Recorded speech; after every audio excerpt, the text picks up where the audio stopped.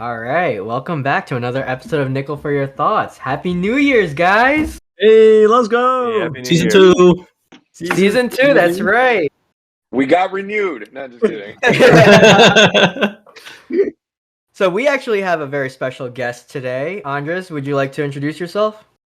Yeah, what's going on, guys? I'm assuming a lot of the people watching are NJIT fellow students and hopefully might recognize me, although I was super quiet. I went to NJIT. My name is Andres Velasquez from Passaic, and I'm here chatting with you guys a little bit about everything, I guess. I mean, we'll see what we get into today. Yeah, Andres, I think we actually met Capstone.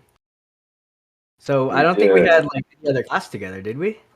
We might have, but I think Capstone is like where, I mean, it's a lot more of an intimate class. So I think that's kind of where we all kind of got to know each other a little bit better. But yeah, it's definitely Capstone.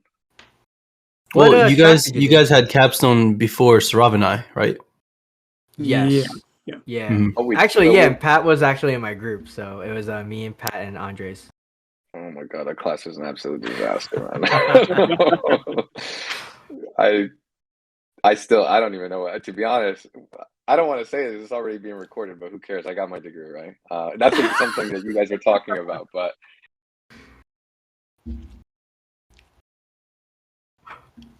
No, we weren't doing that. You know, for legal reasons, he's joking. Is it that Vivek says, standing on the shoulders of giants or something like that? Right? That's a Vivek quote. So I would say hands down, I think one of the best professors at NJIT. Absolutely. But, Professor Kumar, Dr. Kumar. Yeah. Oh yeah. Kumar. He's definitely up there. Yeah. If anything, he's definitely up there with like one of the professors that actually cares about teaching students. Oh, for sure. Smile 100%. As big as his eyes. Oh yeah. Oh my God. No. If you know, you know. Oh man. Wait, Andres, what track did you do? Materials. Okay. Oh, you were materials? Materials. All of us are materials. Yeah. All right, so we were all materials, but I feel like we only had that one class together. I transferred to NJIT. I don't know if you guys started there, but I transferred from a community college in Passaic. Oh, okay. No, I transferred in too, but like, what year did you transfer in? I think it was like 2016. 2016. Okay. All semester 2016. Gotcha. Yeah. Was that your sophomore year or? So it was weird. It's because like I when I started, I was studying like exercise science, and then I switched over to bio, and then I graduated with an associate's in bio, and then I went to biomedical engineering. So it was just, I kept losing time because I kept missing classes that I needed to take. So it was like my third year almost. I see. Yeah. It's all right. It's okay to start over. Try new things. Dude, it burned me out. Well, so Rob, I think you said you wanted to go to medical school, right? Right. The dream for most of us. Me too, man. Oh man. I feel like that's like half of like biomedical engineers. Like, yeah, I want to be a doctor, but like if it doesn't work out, I gotta. That's exactly what it is. We go for. I gotta be honest. I thought I was like coming up with this innovative idea. I was like, yeah, this is a good fallback. I mean, to be honest, though, it's very uppity to be like, yeah, engineering is a fallback option where most people use it as like their actual like full-time career. Yeah. But do you guys think it's because we had that safety net that kind of didn't push us to doing pre-med? Like, because we knew like we had a good fallback, we relied too much on that fallback, and we kind of lost sight of what we could have been. No. No, okay, not for me, because like starting freshman and sophomore year of college, like med school is not the wave. It's just not it. I'm not cut out for that. Maybe in another lifetime when when I do better in academics in another lifetime. But until then, grad school, then I'm done. Out. No more. Oh yeah, you're going to grad school. Mm-hmm. Well, I think are all of us in grad school? I'm not going to grad school. Yeah, I mean, I just started. Yeah. That was my first day. Hey, first yeah, I'm graduating this semester from grad school. Sarav, I think next semester. Monster, yep. Mike and Pat, I think both of you guys are like taking it slow. Yeah, it's probably gonna take me like 3-4 years. That's all right. That's fine. Yeah, same here. You know, going part time while working. Yeah. Wait, so are you guys going to NJIT right now too for your masters, or? So I think it's us three, me, Pat, and Anthony are going to NGIT. Mike is going to do what, Rutgers, right? Rutgers, New Brunswick. Yeah. Rutgers, New Brunswick. True. Don't give me that, man. Although it's closer to your house, right? I imagine it probably about. It is a little bit closer. It's closer to my work, which is what really attracted me to it. Perfect. Yeah. Makes sense. How you been, Andres? I mean, so what year did you actually graduate? So we didn't walk. I don't think any of us walked, right? No. We all Mm. graduated No. around the same time. Dude, all right. So real quick, let me just get into that real quick. I wanted to actually file like a class action lawsuit against NJIT because, and I hope they're listening because I'm coming after them. But anyway, it's just like we pay every year tuition for, you know, the actual ceremony and stuff like that. So we technically pay. Granted, it didn't happen, right? Like no one predicted this was going to happen. But I think the only right thing to do if we want to be just in this world is like compensate us for like whatever money they didn't spend on like security, police, renting out the arena, like all these things that like I don't know. No one really said anything. I was taking screenshots of everyone during the virtual graduation ceremony. I was like, I got to get these people's names because this is. So here's the thing, though, Andres. Right? My parents are gonna kill me because I didn't know about this, but they actually did have a like a makeup walking ceremony. Yeah. Sarav and I only found out because of some friends of ours were in honors college and invited us to like this honors college like celebration. And when we got on campus, we saw a bunch of people in their gowns like walking to their cars. We were like, "Why are you? What are you guys doing?" They're like, "We walked today. Today was the graduation ceremony for what class? Class of 2020." We're like, Wow. Wait, do you remember what time of the year this was? it was in the summer. Yeah. It was still in the summer of the same year. No, summer of 2021, was it? Yeah, that's what I thought. Yeah. Yeah, they Yeah, made so- it up on the next Yeah, year. they let us walk with the following year's class. Oh my god, that's ridiculous. Yeah, it Never was- mind then. From Yeah, what I that's the heard, only it wasn't anything. It was anything good. It was like a half-assed speech by a few people, and then that's pretty much it. So I do remember. I think Angel telling me. I think Angel did tell me about that, and he was gonna walk. Yeah, I heard Oh, from people that my went there. It wasn't anything to cry home I about. mean, So, it was on campus, right? It was on the green, not on the green, Yeah. on the field. yeah, it was at the time where like I think COVID cases went to like an all-time low, and so everyone's like, "Yeah, let's just do it all," and then yeah, it wasn't anything screaming to go back home. I just hope we all get stuff in check because I would like to walk for grad school. It would be nice, Absolutely. and It's coming also up, right? for my sister because she's also graduating from undergrad this semester. Oh, congrats! I also wouldn't want her to go through that. Yeah. What did she major?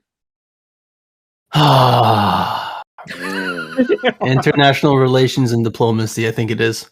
okay. Oh my god. Yeah. That sounds important. It is. It's very important. She's Alright. doing way better than I ever could. No, That's for come sure. on. We're not Uh, manifesting bad energy. No, I'm just comparing GPAs.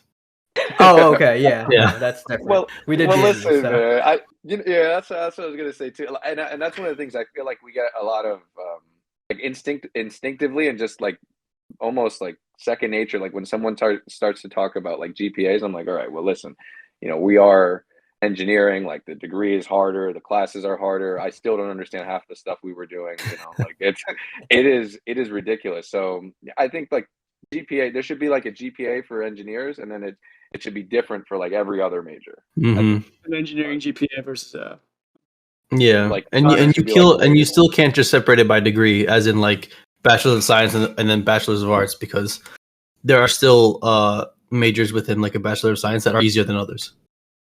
That's true too. Mhm. Yeah, like civil. Like I don't want to throw any shade. but, No, like, don't what do is- that. Don't do No, they're that. terrible. Yeah, the civil engineers, they don't know anything. My cousin's a civil engineer. He's a really smart kid. Yeah, all right. Let's go over that. But yeah, anyway, let me go back to the question you asked me, Mike.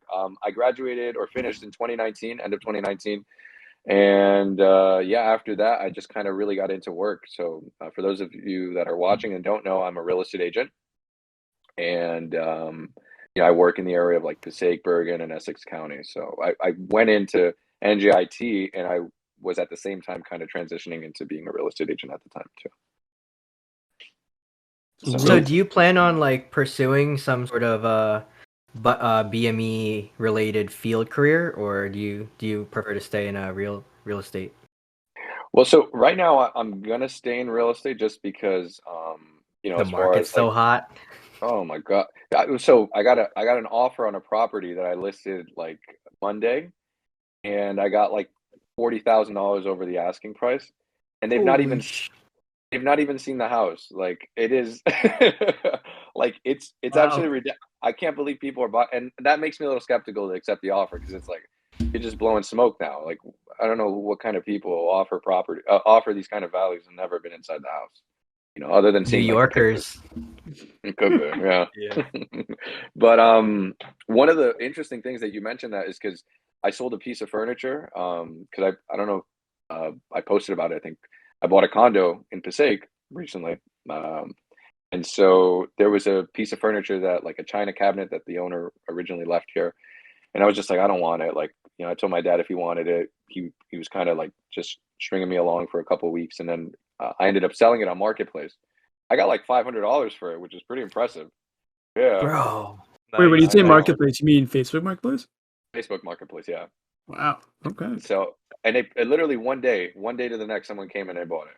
So I was just like, I probably could have gotten like maybe 800 for it or something like that. But, it's neither here nor there. Yeah, it's $500 you didn't have before. That's exactly right. And the person that I ended up selling it to, she works for Stryker, and she started talking to me about like job opportunities there because she saw that I graduated from NJIT on Facebook, and she was like, "We're always looking for sales reps," and I was like, "Oh, that's perfect because like then I could kind of join it too." There you go. Wow. I mean, look, I'm thinking about it. I looked at the salary and I was like, if I can't make that money like base plus commission, if I can't make that working in real estate, then maybe it wouldn't be a bad idea to venture out. We'll see. Yeah, man. Solid. That's awesome. Yeah. So Andres, go ahead. No, I was just gonna say, like, real estate is very thankfully very. It's easy and it's hard, but like thankfully it doesn't take, at least I don't think it takes too much effort. You just gotta like make the calls, and it's just not it's not it's a pretty rewarding job for me. So I'm really happy with it. And that's one of the reasons why I guess I'm not I don't have an urgency to leave. Mm-hmm. So definitely. I mean, we've seen your posts, and you're always like, just what's it called? Just listed this, and now it's already off the market. I'm like, this guy's rolling in bang. All right, yeah. Those properties do look really good, though. I will say. Yeah. Well, so listen, we sometimes, I mean, I don't, right? But like sometimes you got to catfish people just to get them in the door, like putting up the pictures. I mean, making them look really, really kind of like eye catching and eye candying, sort of bringing them in. I mean, it's not like you're changing like the structural integrity of the property, but like cosmetic stuff, that's potential of the property to begin with. That's going to be there. Yeah, absolutely. I mean, but it's a great job. So if people are out there and they're watching, they want to, venture out into something, I'd be more than happy to take them on. We're offering a really like, I don't want to like plug myself in here, but like we're offering a really feel free, man. Go ahead. Drop your Insta at, and we'll probably even like put it in the bio or the caption of our post.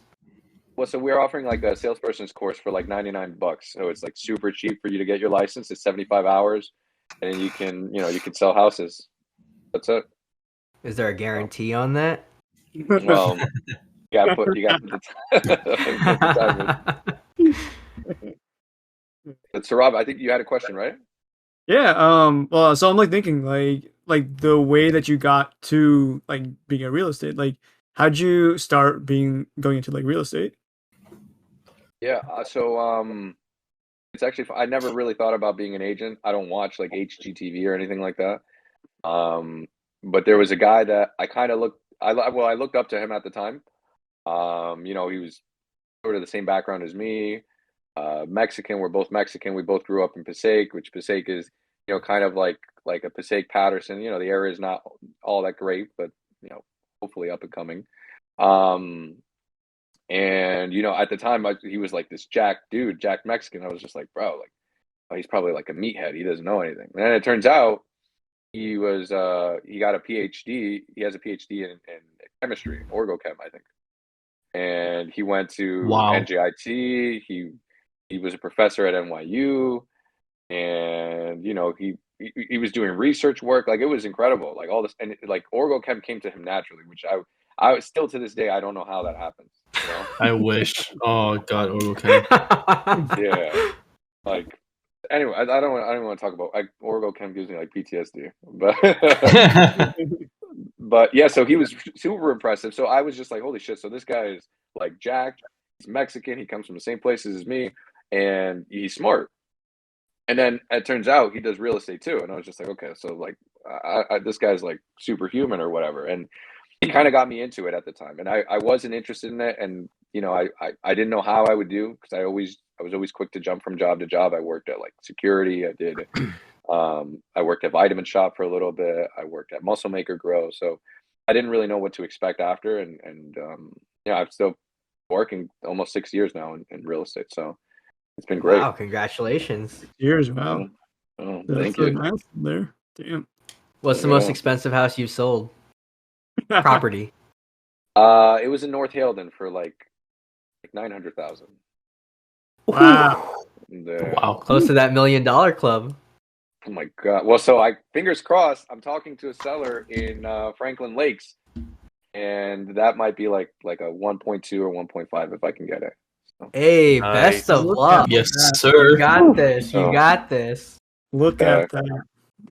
My fingers crossed. I can't. That's the problem, is that when you get into real estate, the biggest mistake you can make is you start counting your commissions, and then you spend all that money, and then you realize you're like, fuck, I'm not getting paid. So it's a solely commission-based job, so it is not for the faint of heart, in that, you know, if you don't have that steady flow of money coming in, it's tough, especially at the beginning. It's a really tough transition period. Is there no base salary for a real estate agent like that works for like a firm? Yeah, but I honestly, I think that you're probably better off working commission only. It's tough, but you make a lot more money than you would be if you were making, like, let's say, like hourly plus commission. Got it. Yeah. So how does that work exactly? It's like, because I know most people know like salary and hourly, but how does like an hourly commission or like a commission work? So most of the time, they're all we're all independent contractors, right? So we get 1099s at the end of the year. So no taxes, or we pay taxes at the end, or at least we pay taxes, depending on, you know, what people write off, I guess. But so as far as how it works, we get paid on the commission of the sale of the house. So on average, be like somewhere between 2 to 3% of like the sale price. You know, if we're using easy numbers, like let's say, you know, $400,000 house, which is not, I don't think, you know, I think we can safely say that's like average in the area. You know, it's probably about anywhere between an $8,000 to $12,000 gross commission. Wow. So And yeah, go ahead. Oh, well, I was gonna say, and then you have to split it up with your brokerage, depending on what your split is. Okay. Some people have 50-50, some people have like a 70-30. And then if you're, you know, like our office, we only have a 10K cap, where, you know, if you've already given the company at least 10,000. So like, let's say you close on a sale of one house that was a check of $20,000. It's 50-50 first. So they get half, you get half, you get 10,000, they get 10,000. And then anything you close after that, you get 100% of the money. Oh. Oh. So if you do well right at the beginning of the year, then the rest is yours. I do, on average, based on like the number of homes I sell. If like after the first 2 or 3 transactions, after that, everything is 100% of mine, I guess, minus like a transaction fee, which is like $150 or something. And then do you get anything in, like, do you get like, what do you get in return from using that brokerage name? Like, do you use their name or do you just like use your name? Yeah, so I mean, so you need to be under a brokerage, right? Like that is one of the sort of the requirements. You can't be independent. Like I can't be Andres the realtor. It has to be like Mhm. Andres of Signature Realty. And as far as like what we get, obviously a lot of support, a lot of training. One of the office that we have 3 offices, one in Summit, Westfield, and Somerset.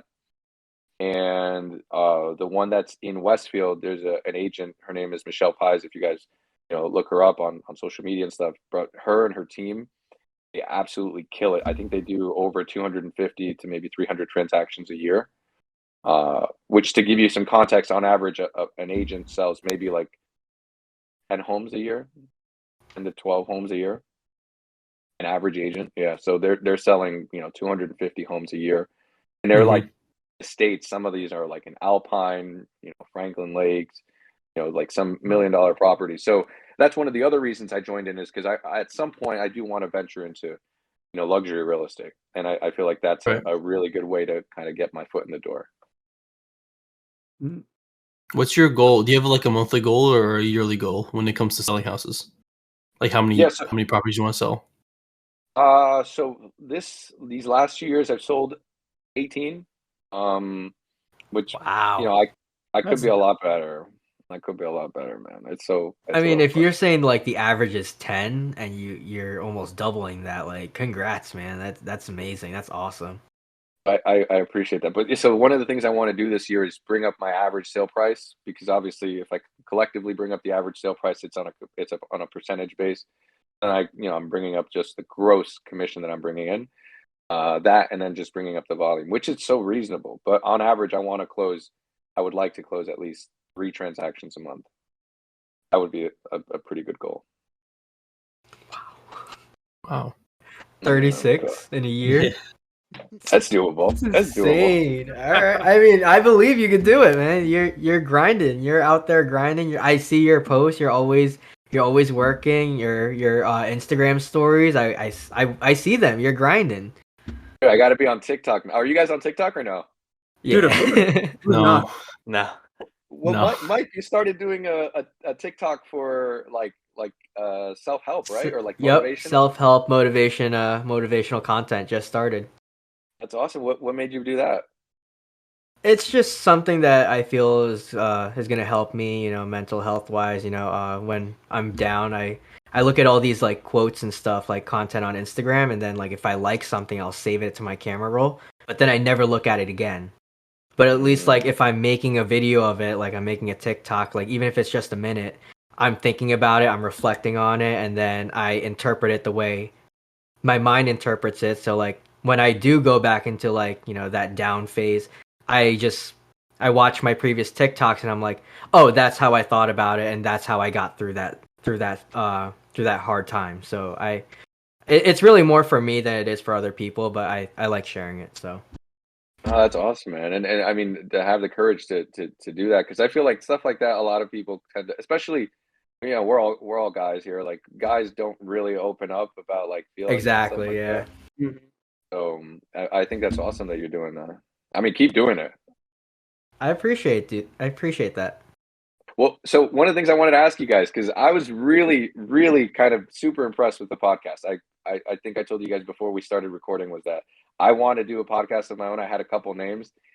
Maybe you guys can give me your your ideas on whether or not you approve or disapprove. So the first one is, it's called Just the Tip, right?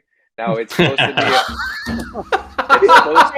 it's supposed to be a sexual innuendo, right? But it's also like just the tip of the iceberg, because there's so much underneath of what we're going to talk about, but just the tip. That was the first one, and then I'm drawing a blank on the second one. But I wanted how did you guys come up with the name for your podcast channel? I think Sarab came up with it. Yeah. Yeah. How did I come up with it? Honestly, Mike, it was a play on your last name, because your last name is Nicholas, and I was like, nickel for your thought, and I was like, kind of just sprung up on me. So there's no real good backstory to it. It's just, yeah, I think that's how we got up with it. So you guys didn't have any other names that you were kind of kind of working on?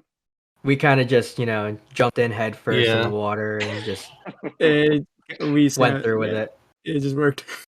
Okay. No, that's awesome. I mean, are you guys gonna go like all in on this? Because Mike. I mean, Anthony. I think I saw you had a mic too. I mean, you guys are getting a professional. We're trying our best. We're trying our best. Okay. Yeah, I think okay. we all got. I think now we all have our own like professional mic, so to speak. Mm-hmm. Yeah. You guys made me I think order the one. three I of didn't them- come in on time. It's fine, man. I don't know what the fuck I'm gonna do with it now, but it's just gonna. I'm gonna make No, that no, channel. that's your sign, right? You've already made the purchase. Now you have motivation to start your podcast. I'll bring you You guys. got money on the as line. my guest. I'll bring all of you guys on as my guest. Wait, so are you guys gonna get like sponsors? That we were talking about that last year, very early on. It's like I think the second episode, the server that holds all of our podcast episodes. We didn't know that we could only have one episode on it for free. We thought it was gonna be like a continuous thing. When I tried to upload the second episode, they're like, "Yeah, no, not on the trial version. You're gonna have to purchase the full version." Mm-hmm. And the full version is what was it? It's like $100 a year. Yeah. So it wasn't bad at all, split between the Yeah. four of us, we all throw in $25.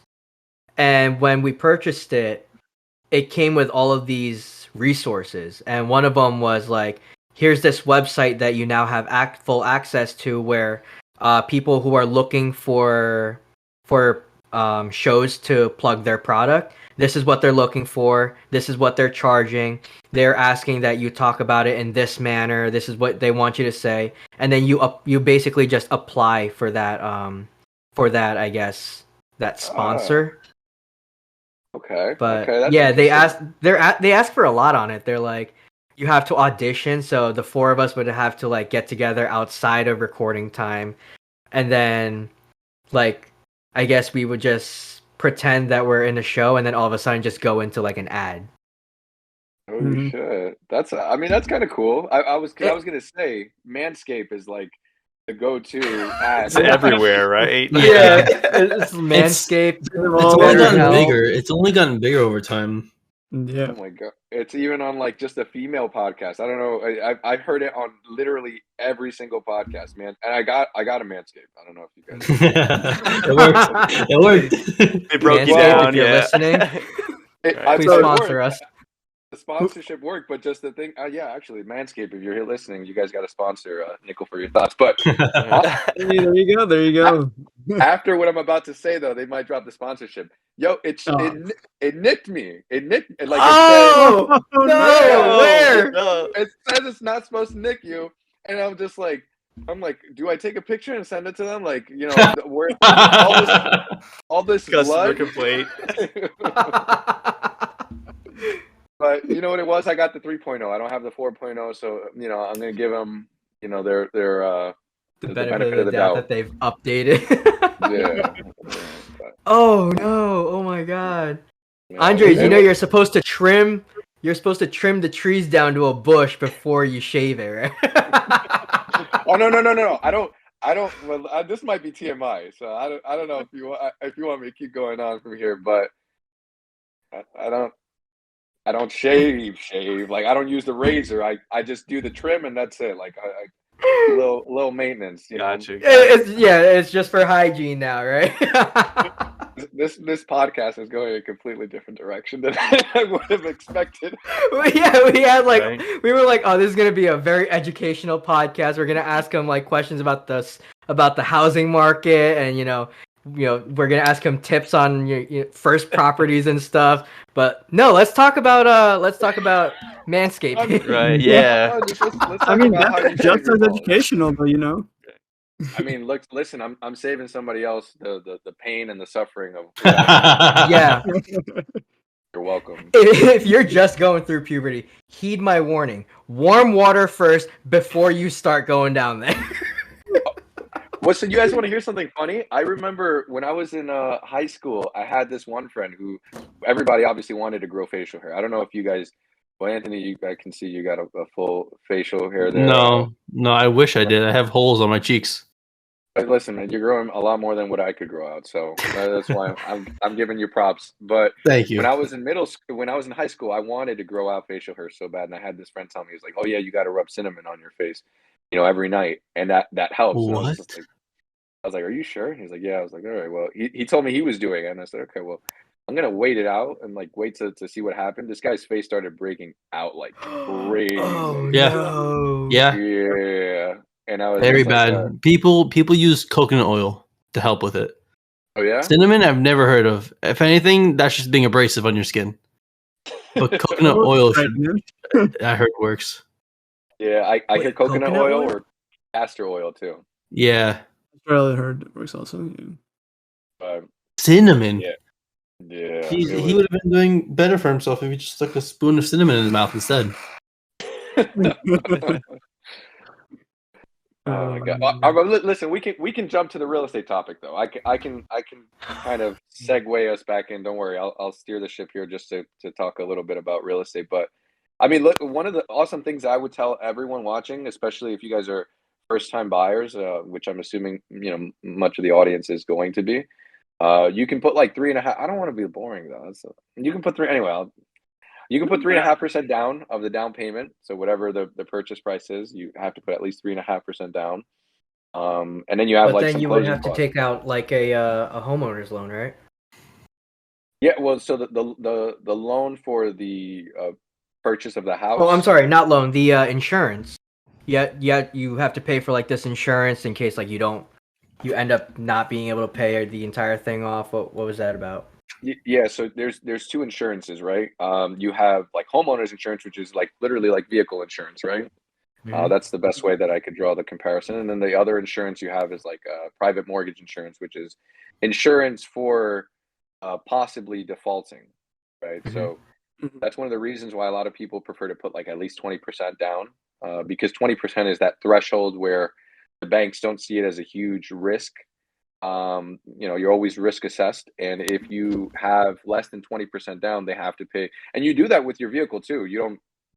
It's a fraction of what you pay for Hmm. a loan, but you are paying for it. Where I'm using small numbers here, but if they're giving 100 loans, in a week, right?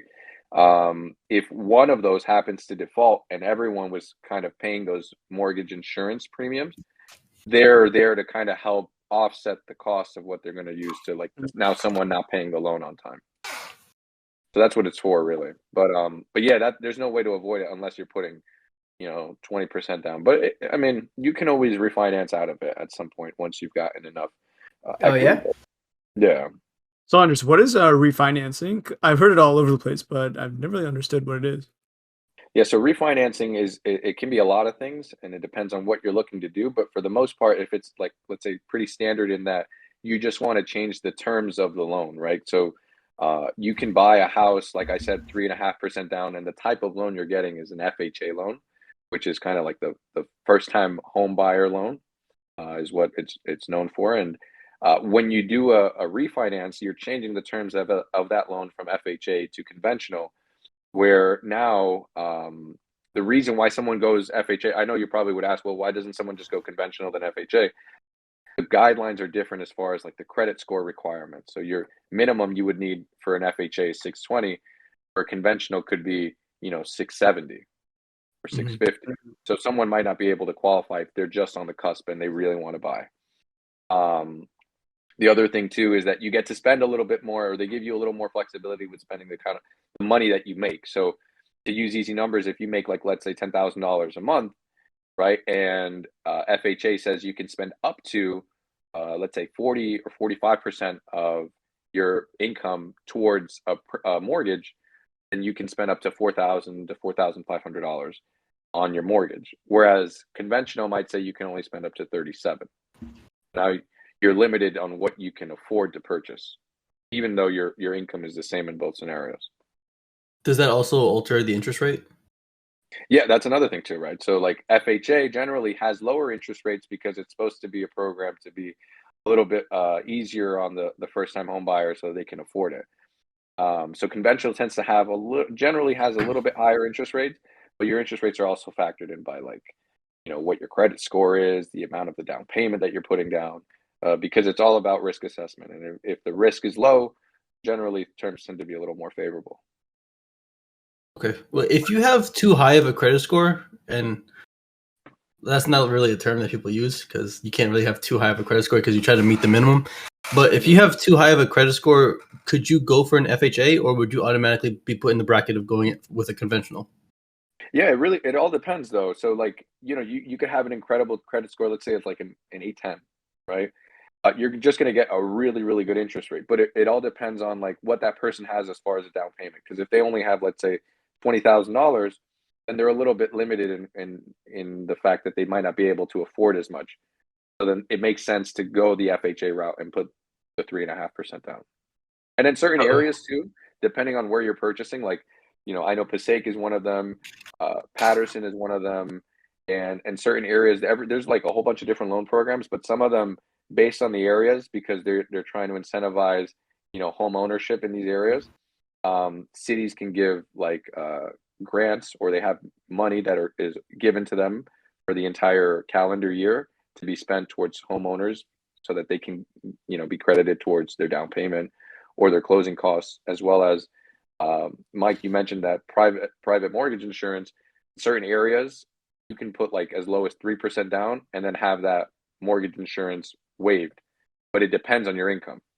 So like sometimes there's income restrictions, so like you can't make over a certain amount to be eligible for it. Oh shit. Mm-hmm. Okay.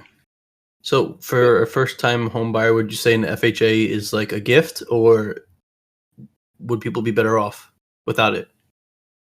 Well, it really depends on their scenario, but I do think that it's probably the best thing to go about doing. And if someone is watching this and they're thinking, all right, I want to buy a multifamily and then a one family, or I want to have a multifamily at some point, my best advice would be to get the multi first and then sell and get the one family. And then Saurav, that kind of answers the question about like, the scenario basis, or a scenario of when you would want to refinance. So like, let's say you buy a house, multifamily, FHA, you live in one unit, you rent out the second unit, right? At some point, let's say 5 years later, you want to rent out the unit you're living in because you want more space, you want more privacy. You have a family, you need more rooms, whatever the case is. You would go and buy that one family house, but you could refinance out of FHA to conventional, right? And then you can buy the next one family house FHA. So this way you get the benefit of having to put that 3.5% down again, and not having to, have a very high a down payment in order to purchase. Interesting. So that's one. Okay. But the reason why I say you should do the multi first and then buy the one family is because the opposite is a little harder to sell, especially because there's someone called an underwriter who is, honestly, our biggest enemy. I say that jokingly, but they kind of kill deals, right? Like almost everyone in the bank, not everyone, but like the loan officer, the one who starts the loan, they're getting paid on commission. So there's a lot of an incentive for them to make sure that the file closes, because if not, they don't get paid, right? And the same thing with me. I have a very high incentive to want to close the deal, because if not, I don't get paid either. I could be working on a deal for 3 months, 4 months, and then it doesn't close, and then I'm shit out of luck. I got to either start all over again, or just like something could have happened, and they, buyers or clients maybe are turned off and they don't want to work with me anymore. But the underwriter, they are paid a salary. They have no sort of, I guess, horse in the race in the sense that they don't make any profit off of the file closing or not. They're getting paid at the end of the day, whether the file closes or not. So underwriters look at it, and when you go from buying a one family to wanting to go to a two family, they're going to say, well, how do you justify, going from a one to a two? It almost seems like you're downgrading, and they won't allow you at that point to go and put that 3.5% down. So that's why I say with the two family, it's always better go two and then one, if you guys, at some point are looking to purchase a multifamily property. Interesting. So is this underwriter that you're talking about, is he part of the banking system, or where does he kind of fit in? Yeah, so there's like a whole, like an entire, I guess, path of like how the loan starts. So you have like loan officer where it originates, and then it goes through a loan processor who kind of pieces all of the file together to make sure that all the paperwork is right as far as what they need. And then finally, once it's ready, it gets submitted to the underwriter, and the underwriter reviews the file to make sure that it meets the guidelines. And then there might be certain things that they might not like for instance, what I just said. If they see this person is going from a 1-family to a 2-family and they want to go FHA and put the first-time home buyer program into effect, they're going to say, well, why are they doing this? Why are they in an area that's nicer or more desirable to an area, that's, less desirable?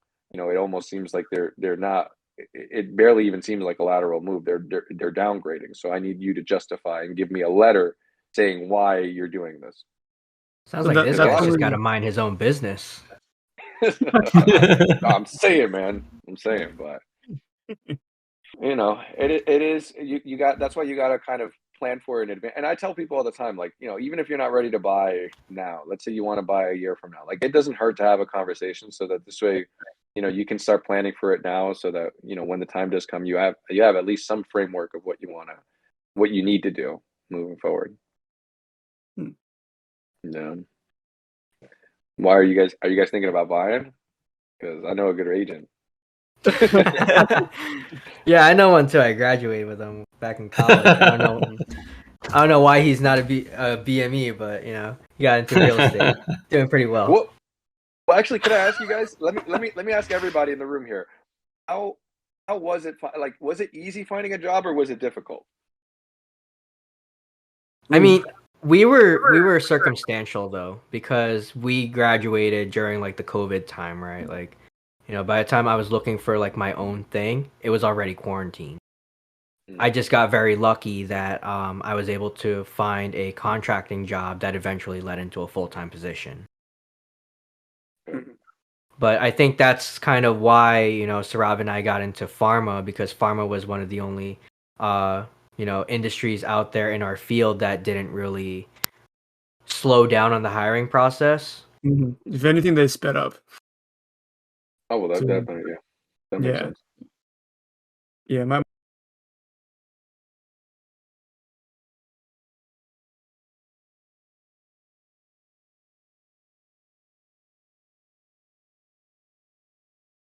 company was, it wasn't too difficult.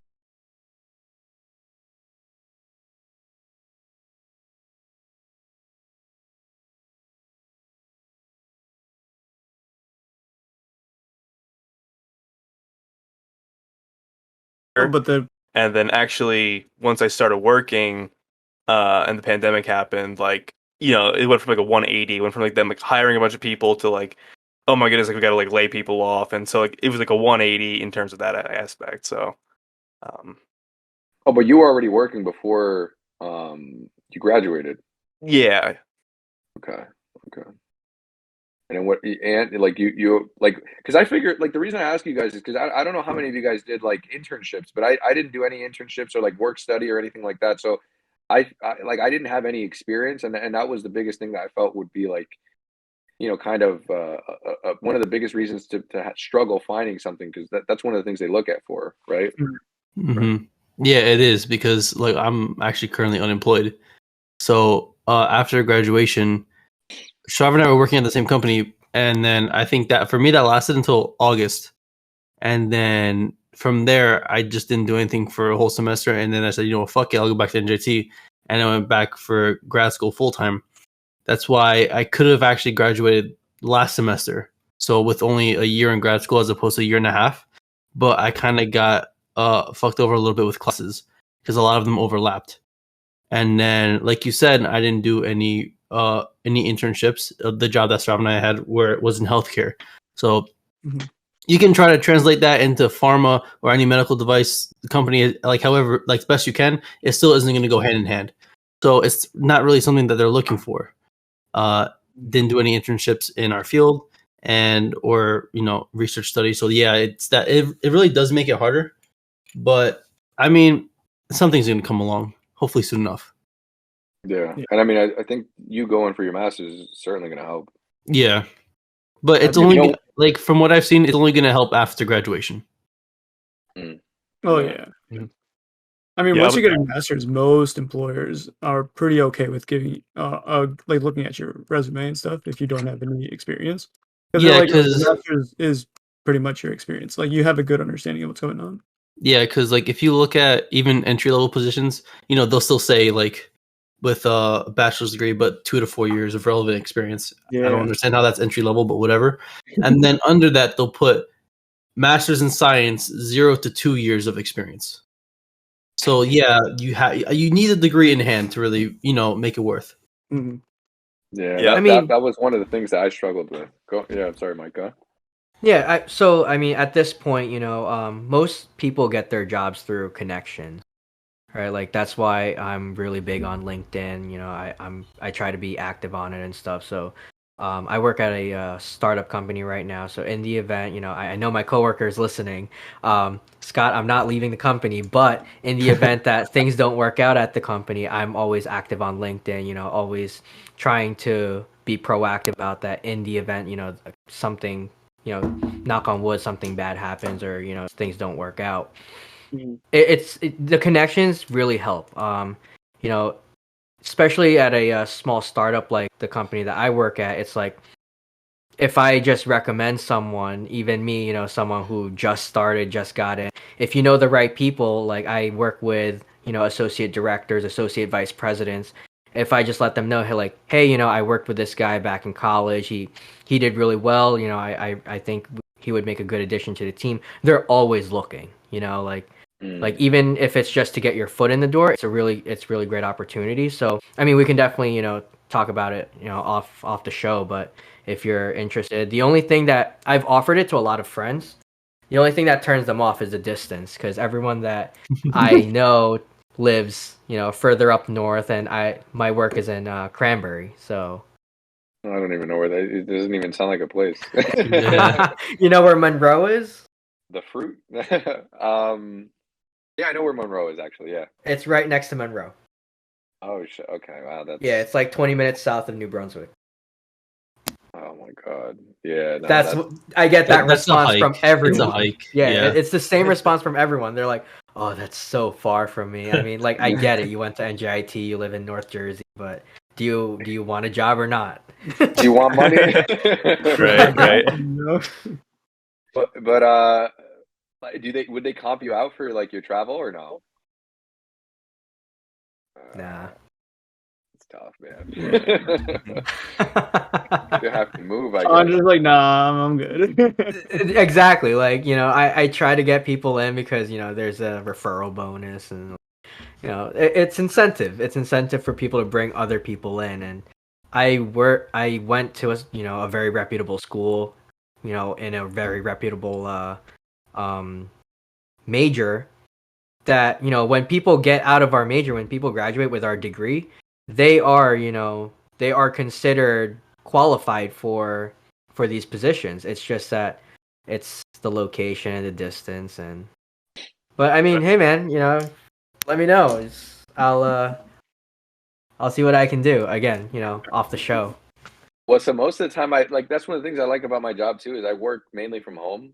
You know, I'm gonna say an overwhelming amount of time I'm home working.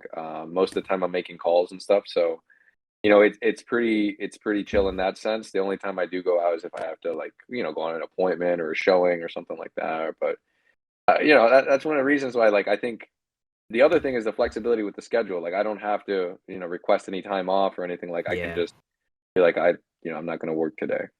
I mean, it's not as easy as just saying it because, you know, if there's appointments and stuff, but there is that flexibility where I can kind of adjust my schedule based on, you know, if I'm going to do something or go somewhere that weekend or something. Yeah, it's definitely a give and take for, like, you know, working a 9 to 5 or working private, you know, a private contractor. Although the health insurance sucks, bro. I got to pay for and even the health insurance is horrible. Yeah. What was it that you guys were talking about? LASIK last time, right? Yeah. Dude, I'm telling you, I listened to the podcast. Yeah, oh my god, I'm blushing from the support. Thanks, man. Send me a t-shirt. You guys got to make a t-shirt. Ooh, yeah. We've been looking for a what's it called? A graphics designer. We were talking to this one girl and we were like, "Oh, you know, like we looked at her Instagram. She has some really good drawings." and we reached out to her. We're like, yeah, she was an NJIT student. We're like, we'd like to kind of support our fellow NJIT grads, give back to the school by, supporting their businesses. And she goes, yeah, I don't really do that kind of graphics design, but like, look at these people. And like, she sent us the list, but I guess we just never got around to it. Oh man, you guys gotta get on the merch, man. That's the money grab right there. That's where you I guys know, right? Mm-hmm. Yeah. you guys gotta send me something once you get it. Where did you get your what's it called? Your graphics? Cause like it's really unique. It is your head, right? Well, I want to update it a little bit because You I don't changed know. your hairstyle. I want to animate it too. So I want like maybe a little curl to come down here or something like that. That would Oh, be great. that was good. Yeah. But I had this one friend. I guess she was like a design major in college. I've known her since high school, and she did my logo for me. And I mean, it was awesome. I think she gave me like three different samples or three different versions of it, and then we would kind of customize it a little bit with every time that she would make these adjustments. But yeah, I like it. I want to breathe some new life into it now. It's been probably like maybe over 2 years, maybe 3 years now that I've had that logo. I wanna brand it and do something different. That's awesome. Keep the dapper realtor though. I gotta keep people call me dapper. I don't know if she's watching. This agent I work with, Christine. They like one of the things that once you coin a phrase or once you kind of embrace a title. I go around, people don't even call me by my name anymore. They're like, "Hey, dapper realtor." I'm just like, and the agents in the sphere of the ones that I work with. It's not like like I'm someone down the street like, "Oh my God, is that Dapper?" It's just That's like a dapper realtor, man. I've seen his head on the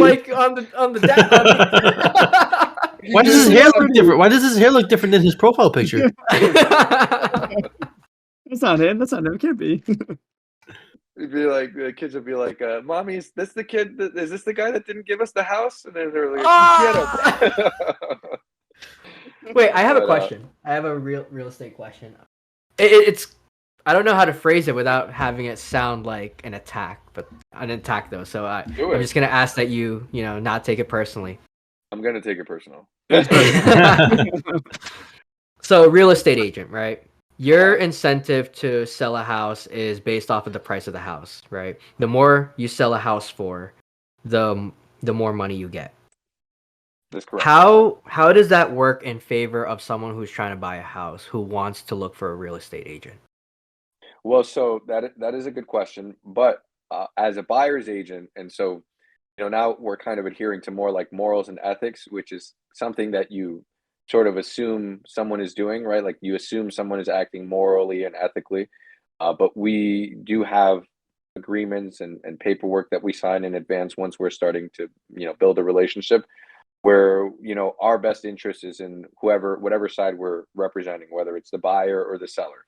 And I do take that, especially because like there's a lot of for sale by owners that I've worked with in the past, and they want to represent themselves, and they can. If they own the house, they can represent themselves in a transaction. They don't need an agent. But at that point, if I have a buyer for it, I'll bring them the buyer, and my interest is only like getting my client the best deal. As an example, I helped a client, and this was end of 2020. Actually might have been end of 2019. Yeah, end of 2019. 2020, 2019, I can't recall exactly, but and ultimately it was a multifamily in Garfield. Uh, they bought it for 445 with $10,000 included in there for their closing costs because there's other costs associated, not just the down payment. And then they were still able to get credits for items that needed to be fixed. And I'm proud of that because in this market nowadays, if I showed you offers, like people are waiving home inspection rights, right? Where they're saying, I'm going to do a home inspection, but I'm probably not going to be asking for you to give me any sort of credit, even if things aren't working, because I know They that, want the house so bad. yeah, I'm trying to sweeten the pot a little bit. Got it. Or giving money over asking price, or like nowadays people can't even add their closing costs into the purchase price for the most part. So yeah, like we have as a buyer's agent, we have an obligation to have our clients' best interests at heart, and that's if that means trying to get them a better deal, finding ways to leverage so that we can we're not manipulative, but we are getting our client savings, then it's a win for us. And to So be is quite honest, the there price difference is not all that much either. Like really okay? as far as what So maybe a couple $100, I would say. oh, all right. I So mean, yeah, that's Let me give you an example. So like let's say it's a house that's 450, and they're gonna pay out a 2.5% commission. It's 11,250, right? It's about 11,250. That's the commission that you would be making off of it. But if you get the price dropped down from 450 to 425, it's 10,625. So it's like, I would say maybe about a difference of what, 400, $500. It's not enough where you're gonna. I don't think someone is. I would not be incentivized to be like, I'm willing to, risk lose a my sale. license, Mm, because I'm trying to push for a sale. Got it. let's see. So have you been put in a position where like, all right, let's say someone comes to you like, hey, I want you to help me look for a home.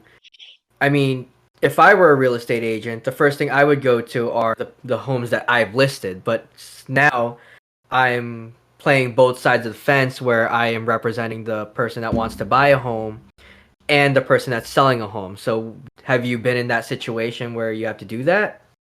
Yeah. So generally, not that it doesn't happen, it is a little bit more difficult because, like, imagine trying to match one person with one specific house and making sure that it meets everything that they want: bedroom count, style, backyard, basement, finishes, all these things. So it's not very easy to do it. I have done it in the past, but the way that it ends up working out is I list the house first, and then someone reaches out and they said, "Oh, I saw it listed for sale. Can I see it?" And I show it to them, and then they're interested. As far as that, yeah, there are some parts or components to it where obviously I have to have them both sign a disclosure that says that they're allowing me to operate as a disclosed dual agent, meaning I'm letting them both know I'm going to represent both sides. Got it. There are some states in the country that don't allow dual agency, which I think Florida might be one of them, if I'm not mistaken. Mhm. Because of that reason in particular, right? There's somewhat of a conflict of interest, Yeah. representing both sides, but New Jersey does allow you to. It's just there are some components of like the morals and ethics that you have to adhere to that you can't adhere to because it's just there's no way that you can do that, right? Like you can't, like if I know my client, the buyer is qualified for 500,000, but they're trying to submit an offer for 470. I'm not going to tell the seller, hey, look, you can get him to come up. I'm just gonna be like, hey, look, Yeah. they want to offer you 470. Do you like that number? No? Okay, well then give them a counter. I if it were different, if I were just representing the seller, I'd be like, listen, they gave us a pre-approval that's a little bit higher, or hey, look, I think they really like the house. I overheard them during the open house say that they can afford more. If I'm only representing one side, then yeah, I'm gonna do everything I can to get them more money. Mhm. But that's a good question though. I don't think I've ever really been asked that before. Like at least from, like if in an interview setting, kind of. Yeah, that's a good question though. But yeah, man. And so one time I actually had one client threaten to sue me, which was like, Ooh. yeah, it was scary. Like, I was worried, and I wasn't even worried because I did anything wrong. I was just worried because it's like if anyone tells you they're going to sue you, I'm just like, yeah, man, I'm trying to make some money out here. Yeah, I got student loans. Yeah, you're trying to sue me. You're trying to set me back. So it was crazy because they thought that I wasn't doing they thought I wasn't doing a good job enough to sell their house, and um I literally have in writing them asking, like saying, hey, if you give me this number, I'll accept the offer. And I ended up getting like $50,000 over that number that they told me, and they still didn't want to sign. So again, I can't explain some of the behaviors of some clients that I've worked with in the past, but it is what it is. I just you sometimes you got to roll with the punches a little bit. For sure. Like, oh my God. And I was just like, dude, you could sue me, man. At the moment, I'm like, I don't got that much money, but Is it I often that mean, you deal with confrontational people? no. It just so happens though that because it's an emotional experience buying a house, you know, a lot of emotions get tied into purchasing and selling that, you know, especially if like, you know, they start like, so for instance, I sold a house in Clifton, a townhome, and everything was going great until like the owner had COVID, and then she didn't disclose to me that she had COVID until, you know, the day before.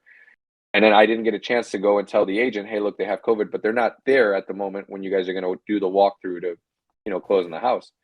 And they found out from the security guard, and and then they were like, oh, it's not right that they didn't tell us in advance. Then they started bitching about like there was like a little recycle bin in the garage and like shampoo in the bathroom, and they're like, oh, you guys have to get rid of this or we want a $500 credit to get rid of it. I was like, shit, I'll go over there with a trash bag and pick it up. Like, you guys, I don't know what the point of this is, but it's an emotional process, and like tempers kind of start to flare, and people get a little bit angry. But no, as far as like getting sued, I don't get threatened to be sued on the regular.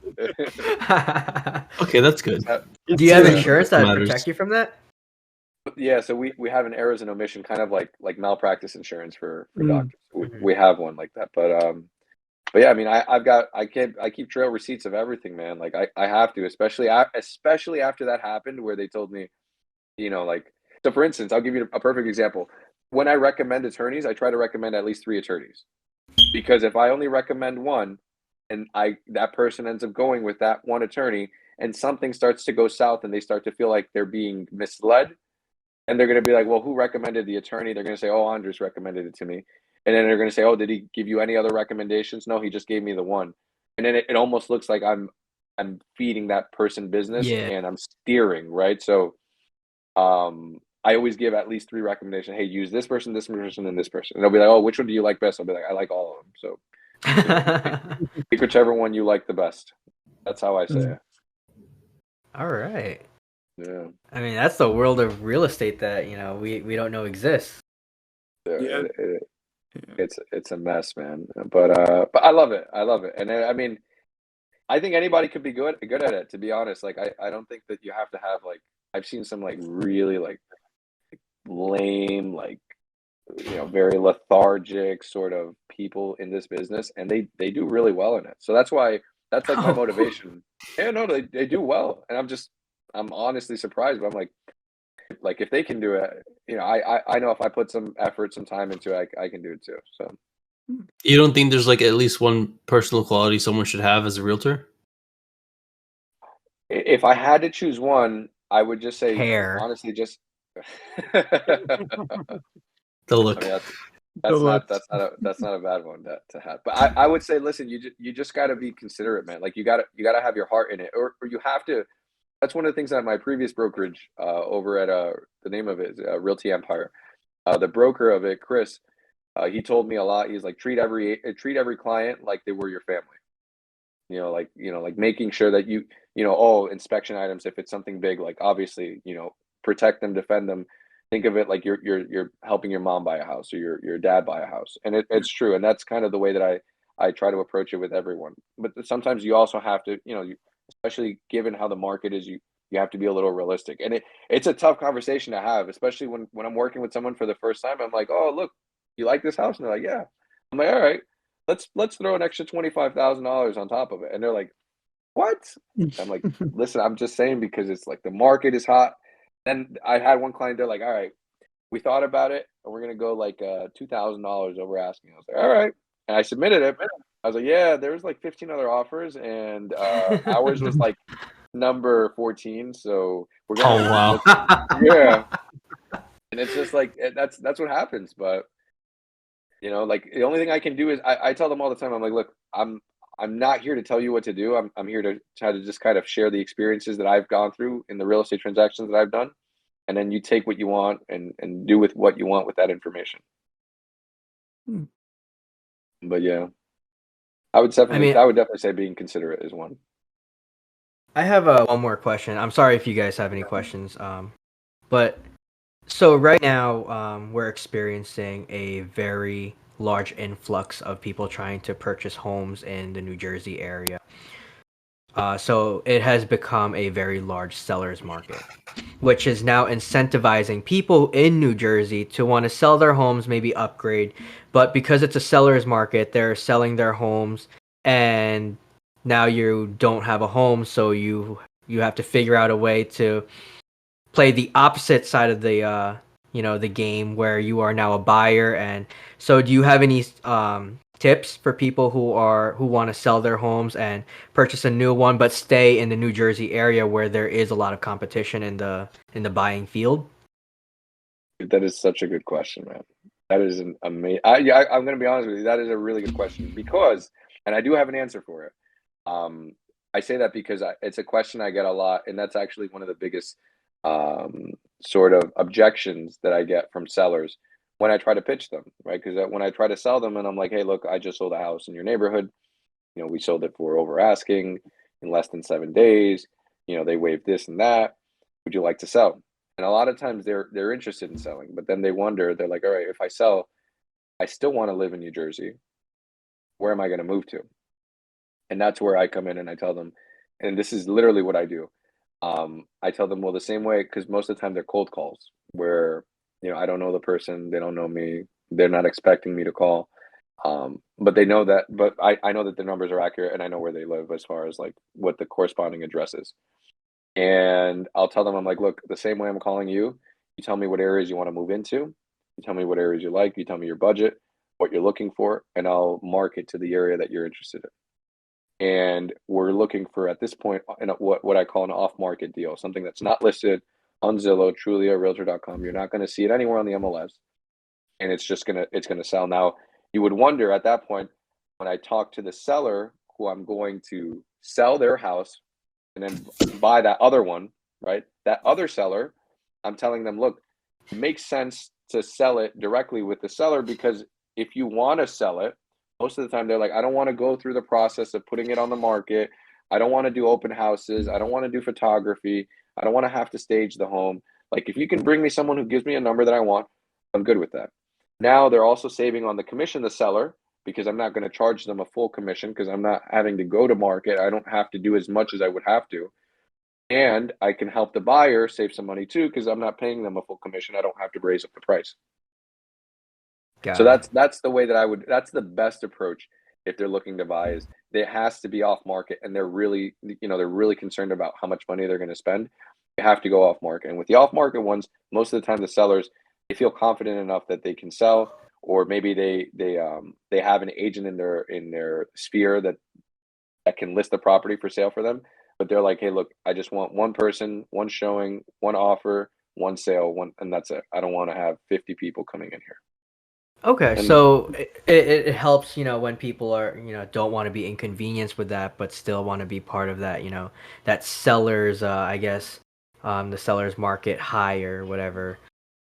I mean, listen, I've been in situations where I tell people like, hey, look, how much do you want for this place? And they're like, oh, I don't know, 300,000. I'm like, well, we can get more for it if we went on the market. And they're like, I don't want to go to market. I was like, but I can get you like another 20,000. I don't want, like, my time is more important than waiting to go on the market, waiting another, like, get me this number and I'm good. Like Really? And it doesn't make sense. It doesn't make sense, but it's almost, I use this analogy in this way. Would you rather go to Walmart to go and grab a carton of milk that or a gallon of milk that is going to cost you $3.50, or would you rather go to CVS where you're not going to wait an hour and a half in line to pay for that $3.50 gallon, and you can go to CVS and pay $5 for it? You're paying more, but you're paying for convenience, and so it's the same thing. I guess. I was just about you're paying for convenience. So you're offsetting the cost by saving some time, and you're not having to go through the whole rigmarole of like inspection, this and that. And some people, they just want cash offers. They're like, give me a cash offer. I don't care if it's under market value. The house is distressed, and I don't want to go to market. So how often? So if you go ahead. Go ahead. It's your question. Go ahead. So if you're trying to get a house or buy a house off market, does it go through the same process of like, all right, we have to make sure that it has to go through inspections, and there is a process to purchasing a home, making sure that the buyer is covered. Do you still have to go through that process, or is that now waived because it never went to market? No, no, no. The process still is taking place. So that's the beauty of it being an off market. Like, there's several reasons why you want off market houses, because you can negotiate the price. You can actually realistically negotiate the price, right? You can also try to get your concession in there for your closing costs, so you don't have to pay them out of pocket. You can negotiate the inspection items on a home inspection. If the appraisal comes back lower, right? Like, let's say you offered 350, and the appraisal, which is a report that says from someone who's licensed to do comparisons of home sales, let's say they say it's worth 330, they can drop down the price. That you can negotiate to drop down the price to 330, because the bank won't give you a loan on 350, the originally agreed upon price. So that's another thing that you can do, is negotiate that too. Awesome. Wow. Yeah. And then opposite to that, which is even better, I did that for, it's crazy. There's a 2-family that I'm under contract in Garfield, where we offered. I probably shouldn't have said. Who cares? It's supposed to close Friday, so I can't. So I'm not allowed to disclose the prices until the sale finalizes. But but it doesn't matter. I've already said too much. I could probably like bleep it out or something. Okay. Don't release this till Saturday. Wait, that's a good one. Yeah. But anyway, so like that one, we're under contract for. The appraisal came back at something like that, meaning the value is higher. Yeah. Than what actually. Yeah, please wait until Saturday. I just remembered why. Yeah, wait until Saturday, because if the agent that hears this, she's gonna get so upset, because they wanted to go back to market because we were giving them a little bit of a hard time, and I was just like, listen, you go back to market, you're not gonna get this price, and it's just like, you could probably get more. Oh no. Yeah. So don't say anything, but yeah. So they got an extra 15. So buying this house, they made almost $20,000. Wow. Wow. So there's equity built up in the house already. So equity is pretty much like, if you were to sell the house on the open market today, you would be able to turn a profit. That's essentially what equity is. Mm. Mm-hmm. And then going back to another question that you had originally, Sharab, was refinancing. People, that's the beauty with the houses, is like real estate. The minute that you start paying off and you make payments on your house, it's almost, I think of it like a savings account. And what you can do is do a cash out refinance, right? Or a HELOC, a home equity line of credit. So what you're doing is you're pulling money out of the house that you've already been putting money into. And I know, it raises up your debt again, and you have to start again from zero. But now you have this liquid cash that you can use to put as a down payment on another house. Yeah. Okay, I see. Mm-hmm. So it's kind of like your house becomes your bank account. Exactly, and you're borrowing money with more borrowed money. I mean, America, am I right? Right, I was about to Hell say yeah. the prime mortgage crisis. It'll be America. Yeah. I mean, I hope. I don't know if you guys, Sarab, did you have one more question on real estate, or? Oh, I was just caught up in the Mike's answer or question. That was a beautiful question, though, I will say. Thank you. Yeah, and Andre's equally beautiful answer too. It was a great answer. I had to come up with it, man, because like I'm telling you, I'd get a lot of objections, and I'd be like stumped. I mean, they're right. Like, how am I supposed to? How are they supposed? Who in their right mind would sell and then pay the same amount, like pay an absurd amount of money? It just doesn't make sense. Mm-hmm. And that's one of the ways. Yeah. Yeah. Well, I do. Ooh, Pat, you have a question? Oh yeah, I was just gonna ask, like, if you had any thoughts, I guess, kind of like on companies like Zillow and BlackRock, like, manipulating the housing market in a sense, like with pricing and stuff like that. I freaking hate Zillow. I mean, yeah, well, I mean, right. Well, go on. You can go. Sorry. No. What were you saying? Did you have? No, I was gonna ask, like, if you saw, like, the story.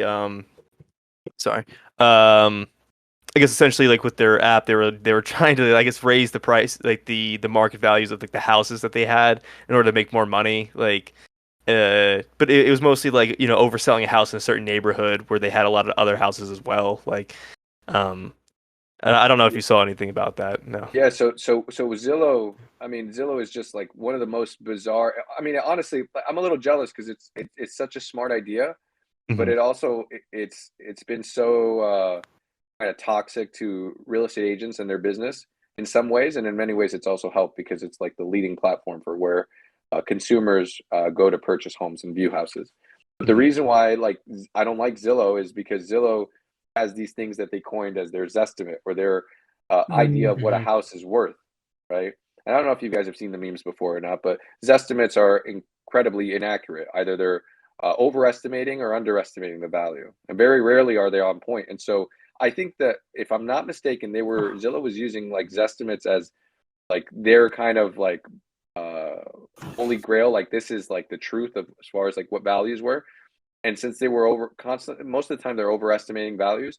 They were purchasing properties. They were having a lot of liquidated cash. They were purchasing properties and hoping to flip or sell, and they ended up purchasing and buying them way over market value.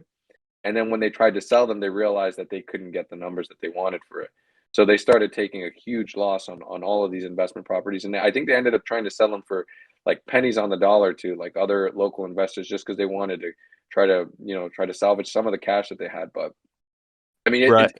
it's crazy, man, because the reason why I'm really upset with them, but like I said, it's a genius idea. Like real estate agents fueled Zillow. Like Zillow was the platform that just houses all of the houses that we already list for sale. We have our own sites. Agents have their own sites that they use. We don't use Zillow. We use like a multiple listing service is what we call it. And we will allow Zillow to put the listing on their webpage. So they're getting all of our listings for free. And then what they end up doing is they charge agents to advertise on their page to advertise for listings that we're giving them. So it's literally like they're getting free business and then they're charging us a fortune for it. I'll give you an example. I was paying almost $1,400 a month in just Zillow advertising at one Wow. point. $1,400. That's Jeez. crazy. So should I close out Zillow then? Yeah. But I just it's so wild. And you know what's crazy is that $1,400 is not a lot. Like I'm sure you guys have seen this guy before. Rob, the Remax guy. It says Yeah. okay. Mhm. Yeah, I'm sure. And if you haven't now, you'll probably drive by and you'll start seeing him everywhere. He's on Mhm. buses, on benches, on billboards. Yeah. Yeah, I saw what you're talking about. That guy has to be spending at least like maybe somewhere between $70,000 to $80,000 a month in just Zillow advertising. Wow. Wow. That's Wow. crazy. Right. Yeah, Damn. this guy. I mean, and he's got a huge team, but he spends way too much. And I mean, look, does he get it and convert? I'm assuming. Otherwise, if it wasn't profitable or he wasn't turning a profit on it, he would probably have like stopped doing it. But it's insane how much money they get. So that's why I say like me paying $1,400 is nothing to what compared to what they get from other agents in the industry. Mhm. Right, and then at some point when you have like you said, a team that large, it really doesn't make that much of a difference. Or it probably, maybe for all we know, it does make a difference, and it does help him make more money than what he could. Yeah, that's Mhm. exactly right. Right. But I guess in terms of like what are you talking about? Was it their Zestimate, whatever? I guess they were, over valuing houses on purpose to try to make more money. But like you said, like it ended up backfiring in their face. Like I know that was a big story, maybe like a month or two ago. And I just thought it was interesting. Yeah, no, it was honestly one of the biggest, and agents were like kind of basking in the glorious moment because Right. it's just like fuck these guys. Exactly. Yeah. Yeah. But yeah, I mean it is it's kind of like one of the things that happens when and that's one of the things I love about real estate is that it's just not like right now I do residential sales. It's something that I like connecting with people. Commercial is like a little more cut and dry, right? It's like if the numbers make sense, if it's the size that I want, I don't have to, go crazy looking at it. Versus a house, it's like, can I see myself raising a family here, this and that? Like the conversations are completely different. But with real estate, man, it is a big industry where you can get into like wholesaling. I do retail sales, right? But you can wholesale properties where you're selling properties at discounted prices. You can buy properties using creative financing where you're not even buying houses with loans anymore. I don't know if you guys have been seeing that. That's been something that's been trending a lot on like social media. People Yeah, like you I've see seen like it on someone 24 TikTok. years old. Yeah. I've seen it on TikTok. You know, these guys are just taking out, you know, other people's money, spending it, and then trying to like sell it really quick before the cost of having to take out that money kicks in, and they just make a ton of money. There's so many ways to go about it. Like there's creative financing. You can get hard money loans. You can get like no doc loans where you don't have to provide any sort of documentation. It's nuts. Obviously, there's things that change, right? Rates are different. A down payment, what you need to put as a down payment is different too. But that's one of the reasons why I like it. Like you can literally go and venture out into anything. I mean, I just took Airbnb out is a next. student loan for school. Maybe I'll just use that money to like try to flip a house or something. Do it, man. I'm telling you what. Oh. Let me know. I'll send you the off market deals though. Hey, let's go. No, Cash 100%. offer. Straight No. up. So I also wanted to ask you if you knew anything about, I guess, what the company like BlackRock was doing in terms of residential housing, like essentially just buying up all of it in order to just like rent it out and try to get people more like on that subscription like payment wave of just like not having people own anything anymore. You know, Actually, I hadn't heard much about BlackRock. I mean, I might have to look into that, but I didn't hear about it much. Where was it taking place? I think just in the United States in general. You know, I think they're like investment management, and that was kind of like their whole angle. And you know, like buying houses not for, you know, residents and like families to live in, but more or less just because they're a bigger company and have a lot more money to invest, to just, you know, take these, you know, houses that people want to own and just end up renting them or like leasing them, and like I said, have a constant like I guess flow of income. Um, you know, I know this was big like a few months ago. I don't really know where it ended up going, but yeah, it was kind of like that. I don't know. It was a thought, and it was something they were doing.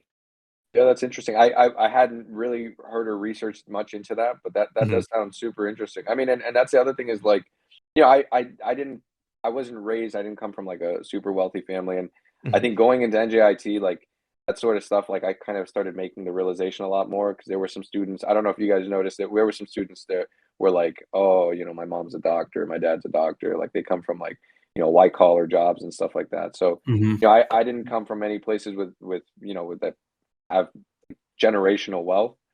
And so like you with real estate, one of the things I like is that you kind of see things from a different perspective as far as like tenants and landlords, you know, affordability. Like it opens up your life to like a whole different world where I think that's is something that kind of puts everything else into context and perspective. Mhm. All right. I got to look Sure. into that, Pat. That was pretty cool. And it Yeah. sounds interesting, the story. Yeah, it's very interesting. I wish I knew more and I could explain it better if it was in, I guess, more terms that like I don't know, I don't understand. You know. Yeah. No, it's cool. I'll look into it though. I'm gonna read into that. Mhm. Oh, one other thing I was gonna say before, because I don't know if we're almost out of time here, but one other thing I was thinking that would be kind of like a cool idea for you guys would be like, I don't know if you guys would do like a weekly segment or something like that. You know, like an idea of like I don't know, talking about it could be like having like a specific news story that you guys want to talk about because it's like Mhm. funny or you know or like maybe you can put and obviously you can't do that now because I don't know if you guys would be able to do it off the top of your head, but like asking a series of awkward questions to your guests, you know, like impromptu kind of like rapid fire questions. I think that would be pretty I don't fun know, too. man. I learned a little bit about your grooming habits. I think that's good enough for me. There you go. That was your wild card question. Yeah. Well, in the one episode, we were gonna do what is it? Ask Anthony anything or no? Anthony had what's it? Had a bunch of I'm bringing them up. quotes. I'm He bringing had them up. quotes or like poems or something that he was supposed to read every week, and we just forgot about it. I have one. Hold on. All right, yeah, because it was brought up. You gotta read one. Wait, so he brings up a quote and then you guys talk about it or what? Nah, we just kind of No, just he like, just- all he right, just- awesome. Unless it's Yeah. like motivational or self love, I'll post it on my TikTok. Okay. Let's see what you got, man. Shit. Hold on. I gotta read through these. He's on the spot. He's looking for like the least embarrassing one. I am.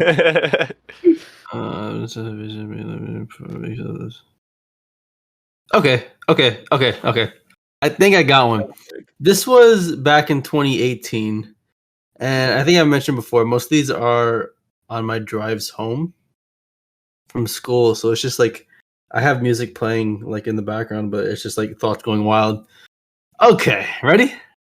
Yeah. Let's hear it. All right, I'm ready to embarrass myself a little bit. So, what would happen if an unstoppable force meant immovable object? Well, the answer is simply nothing. The reason being we live in an imperfect world. Because of this, it is impossible for two or more things to have the same exact quote-unquote strength, which means that there is only one unstoppable force, which is also acts as the immovable object. That was Damn, that was good. that was deep. That was very deep. Wait, did you write that, or this is a quote you found? No, these are things I come up with. Oh, you came up with Oh this? yeah. Yeah, Whoa. it's just An yeah. Anthony Grisha original. Wow. 2018, they came up with 1, 2, 3, 4, 5, 6, 7. 2019, well, some of them are from other people. Like I have one from Sarav. On one of the podcasts, I actually quoted Professor Grasman, and then another one from my grandma, but that was just a little stupid. But no, I'll probably get back to thinking about more stuff like this. Well, Andres is right. I think we should have like more like something a little structured in our show, A daily something like segment. our listeners can expect. Right. Like the free for all is fun, but it definitely needs, a little something, a little backbone. I mean, listen, Joe Rogan doesn't do this. I mean, I don't know if you guys listen to Joe Rogan, but there's no Who's that? He knows who's that. Yeah, he has no structure, but then he has Elon Musk on the podcast. That's yeah. Yeah, it's true. Like, what else do you need? I mean, obviously, from today's recording, we have someone better than Elon Musk, but you know what? Hell yeah. Yes. There you go. There you go. I was waiting. I was like, man. He pretty much said Elon Musk. He wishes he was here instead of me. But no, I appreciate that, man. No, we'll take you over Elon Musk any day. Yep. Sorry, Elon, if you're listening. What if But, he is? If he is listening, you want to schedule for next week? Wow. But no, yeah. I like the format you guys got, man. I think even just like the open freestyle like discussion is pretty cool because the conversation can go pretty much any. I mean, you saw. Yeah, Go in anywhere. any direction. In every direction. That could be another good name for a podcast. Any direction. Yeah. Hey, there you go. There you go. I got you. Yeah. I don't Yeah. know, man. I'm really liking just the tip. It's like borderline sexual harassment charges, but like it's also kind of funny. Right. Like, you just have to make like, the logo an iceberg, and it's like, this is what I'm talking about, guys. In the Like, shape of a penis. In the shape of There you go. Oh, God. I Right. promise is in like the smallest like text next to it. Right. There you go. and like Yeah. nick it somewhere, like make sure there's like a little like, a little flesh wound. Like, Right, and yeah. that'll be an insider. If you don't watch this episode, you're not gonna get it. Yeah. Only the originals would know. Yeah. Oh man. But listen, guys, this was fun though. I mean, thank you so much for having me on. I really appreciate it, and hopefully I gave you guys, your listeners, some actual, good content that they can, listen to and play back if they need to. Andres, the pleasure was all ours. That this was probably my favorite episode. I really learned a lot. Mm, It's we learned very much content that about we you. can. What's that? I said we learned very much about you. Yeah, no, I feel like we had capstone for 2 semesters, but we never really talked or like hung out. So I'm really glad we had this time. We'll definitely have you on again another time. It's a good I time. appreciate it, guys. No, absolutely. Anytime you guys want, you let me know, and I'd be more than happy to. Let us know when you get your podcast started. We'll plug you on our page and we'll support you, man. I appreciate that. Absolutely. But that's right. You guys are on Spotify. That's where I listened. I was going to ask you. You guys are on Spotify. Are you guys on Apple Podcast? We're on on Apple all- Podcasts, Google Podcasts, and because we're on those 2 platforms, all the other platforms that gets to. Oh, what just did it? Oh, my camera went off. I don't know why. Oh, okay. All right. All of a sudden, it just changed. All right. So anyway, because we do Apple and Google Podcasts, there's like a bunch of like third-party podcast apps that kind of just take their podcast and put it on their own. So I think we can pretty much say that, you know, wherever you listen to podcasts, you should be able to find us. Mm-hmm. Okay. I mean, we'll help you out. We have a friend that's actually coming on. Her name's Saloni. She's trying to get a podcast started too, and you know we're having her on either next week or the week after. Oh, that's awesome. That's awesome. I'm gonna listen to it. I was listening to man. you guys high the other time, so it was a trip. I really had I don't know, man. I was having so much fun listening to you guys, and I don't know what it was about Anthony's voice. I'm like really big. Is a weird fact. I'm really big on like listening to voices and very distinct voices, and Anthony's was just like, I don't know. It sounded so pitch and clear, and I don't know if it was the mic or what it was, but I was just like, man, It's the Anthony mic. would be. It's Anthony. It's the mic. I was like, Anthony could Thank be you. like a radio host or something. Oh man, I don't like my voice. I don't know. Anthony, we love your voice. Andres loves your voice. But thank you guys. Thank you so much for having me on. And anytime, you know, I'm more than happy to jump on with you guys. Yeah, thank you for being a guest. Thank you to our listeners for listening to this episode of Nickel for Your Thoughts. We are gonna put Andres's Instagram for his real estate page in the caption of our Instagram, so be on the lookout for that post, and we'll also put his personal on there because so I'm big on like the motivational and self-love stuff. He is actually a really big inspiration for me. Like, you guys may not see it in like the picture or for those who are watching this on YouTube, but Andres is ripped. All right, you guys just can't see it now, but he's actually ripped. No, man. He's being humble now. He's just pretty hurt. So much protein, bro. It's a secret sauce. Only protein. Didn't you say you worked for GNC Health? Oh yeah, right. All right, so this has been another episode of Nickel for Your Thoughts. Thank you for listening. Peace. Peace. All right, see you later. Later, guys.